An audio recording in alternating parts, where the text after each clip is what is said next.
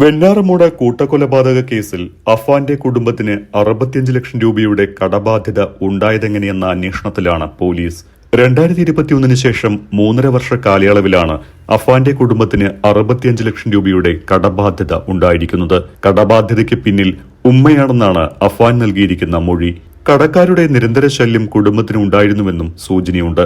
കൂട്ടക്കൊലപാതകത്തിന് പദ്ധതിയിട്ട അഫാൻ അന്നേ ദിവസം കടക്കാർ ആരെങ്കിലും പണം ആവശ്യപ്പെട്ട് വീട്ടിലെത്തിയാൽ ആക്രമിക്കാൻ മുളകുപൊടിയും വാങ്ങി സൂക്ഷിച്ചിരുന്നു.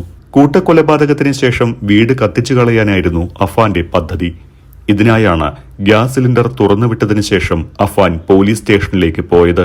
അഫാന്റെ കുടുംബം പലപ്പോഴായി പലിശക്കാരിൽ നിന്നും വായ്പകൾ വാങ്ങിയിട്ടുണ്ട്. പലിശക്കാരുമായുള്ള പണമിടപാടുകൾ, കടബാധ്യതയിൽ എത്ര രൂപ പലിശീനത്തിൽ കൂടി എന്നതിനെപ്പറ്റിയെല്ലാം അഫാന്റെ അമ്മ ഷമിയോട് വിവരം തേടാൻ ഒരുങ്ങുകയാണ് പോലീസ്. ബന്ധുക്കളുടെ ആഭരണങ്ങളും വീടിന്റെ ആധാരവും വാങ്ങി ഇവർ പണയം വെച്ചിട്ടുണ്ട്.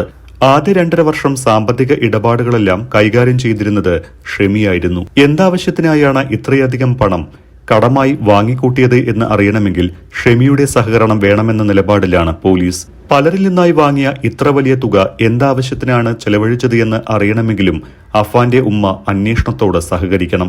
അഫാനും ഷമിയും തമ്മിൽ കൊലപാതകം നടന്ന ദിവസം രാവിലെയും വാക്കുതർക്കമുണ്ടായതായി സൂചനകളുണ്ട്. പണയം വെച്ച മാല തിരികെ ചോദിച്ച് നിരന്തരം ബുദ്ധിമുട്ടിച്ചതാണ് ഫർസാനിയോട് വൈരാഗ്യമുണ്ടാകാൻ കാരണമായതെന്നാണ് പ്രതി കഴിഞ്ഞ ദിവസം വെളിപ്പെടുത്തിയത്. അമ്മയ്ക്ക് സുഖമില്ലെന്ന് പറഞ്ഞ് വീട്ടിലേക്ക് വിളിച്ചു വരുത്തിയായിരുന്നു ഫർസാനിയെ അഫാൻ കൊന്നത്. കാൽനടയായി കാവറ റോഡിലെത്തിയ ഫർസാനിയെ ബൈക്കിൽ കാത്തുനിന്ന അഫാൻ വീട്ടിൽ എത്തിക്കുകയായിരുന്നു. പൂട്ടിയ ഗേറ്റ് തുറക്കാൻ നോക്കിയപ്പോൾ കയ്യിലെ താക്കോൽ നഷ്ടപ്പെട്ടതായി അഫാൻ മനസ്സിലാക്കി. തുടർന്ന് മതിലിന് ഉയരം കുറഞ്ഞ ഭാഗത്ത് ഇഷ്ടിക അടുക്കി വെച്ച് ഇരുവരും മതിൽ ചാടിക്കടന്നാണ് വീട്ടിനുള്ളിലേക്ക് കടന്നത്. പണയം വെക്കാൻ നൽകിയ സ്വർണമാല തിരികെ ചോദിച്ചതിന് ഫർസാനിയോട് വൈരാഗ്യം തോന്നിയിരുന്നതായി അഫാൻ നേരത്തെ പോലീസിന് മൊഴി നൽകിയിരുന്നു.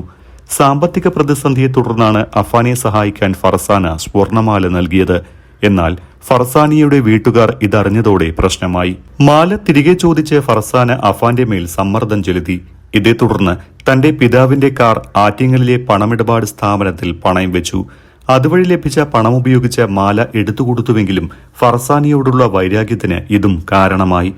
ദുരിതാവസ്ഥയിൽ തന്നെ വീർപ്പുമുട്ടിച്ചുവെന്ന ചിന്തയാണ് ഫർസാനിയോടുണ്ടായ പകയ്ക്ക് പിന്നിലെന്നാണ് അഫാൻ പറയുന്നത്. പ്രതിക്ക് സാമ്പത്തിക ബാധ്യതയുള്ളതിന് തെളിവ് ലഭിച്ചുവെന്ന് റൂറൽ SP KS സുദർശനൻ നേരത്തെ മാധ്യമങ്ങളോട് പറഞ്ഞിരുന്നു. കേസിൽ ഇനിയും പലരെയും ചോദ്യം ചെയ്യാൻ ബാക്കിയുണ്ടെന്നും റൂറൽ SP വ്യക്തമാക്കിയിരുന്നു. കഴിഞ്ഞ ദിവസം പിതൃമാതാവ് സൽമ ബീവിയുടെ വീട്ടിലും അഫാന്റെ സ്വന്തം വീട്ടിലും എത്തിച്ച് പോലീസ് തെളിവെടുപ്പ് നടത്തിയിരുന്നു. തെളിവെടുപ്പിൽ കൊലപാതകങ്ങൾ നടത്തിയത് എങ്ങനെയെന്ന് കൂസലില്ലാതെയാണ് അഫാൻ പോലീസിനോട് വിവരിച്ചത്. അസാധാരണ പെരുമാറ്റമാണ് അഫാന്റേത് എന്ന് പോലീസ് ഉദ്യോഗസ്ഥർ പറയുന്നു. നേരത്തെ അന്വേഷണത്തിന് സഹകരിക്കാതിരിക്കാൻ അഫാൻ പല വിദ്യകളും പയറ്റിയിരുന്നു. എന്നാൽ ശാരീരിക പ്രശ്നങ്ങളിൽ നിന്ന് ഡോക്ടർമാർ അറിയിച്ചതോടെയാണ് പോലീസ് തെളിവെടുപ്പ് തുടർന്നത്. സ്നേഹം കൊണ്ടാണ് എല്ലാവരെയും കൊലപ്പെടുത്തിയത് എന്ന് ആദ്യം പറഞ്ഞ അഫാൻ പിന്നീട് പകയാണ് എന്ന് തിരുത്തുകയായിരുന്നു. ഫെബ്രുവരി 24-നായിരുന്നു അഫാൻ കൂട്ടക്കൊലപാതകം നടത്തിയത്. പിതാവിന്റെ അമ്മ സൽമ ബീവി, പിതൃ സഹോദരൻ ലത്തീഫ്, ഭാര്യ ഷാഹിദ, സഹോദരൻ അഫ്സാൻ, കാമുകി ഫർസാന എന്നിവരെയാണ് 6 മണിക്കൂറിനുള്ളിൽ കൊലപ്പെടുത്തിയത്. പിന്നാലെ എലിവിഷം കഴിച്ച് പോലീസ് സ്റ്റേഷനെത്തി കീഴടങ്ങുകയും ചെയ്തു.